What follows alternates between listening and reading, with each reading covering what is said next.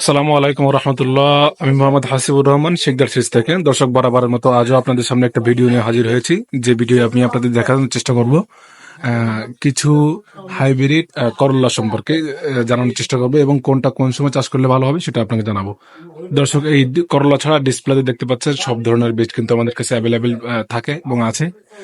আপনাদের বাজারে যদি কোনো বীজ না পেয়ে থাকেন, আমাদের সাথে যোগাযোগ করবেন, ইনশাল্লাহ আমরা আপনাদের দেওয়ার চেষ্টা করব।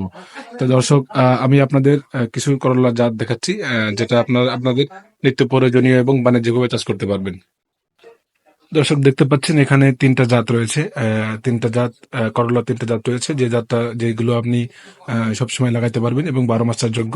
তার ভিতরে উন্নত জাতে হচ্ছে আপনার মেটাল সিডস এর বলকি করলা একটা আছে, তারপরে আপনার মেটাল সিডস এর লিমা সুপার একটা আছে, ফার্মিন সিডস এর আপনার রষ্ট করলা আছে।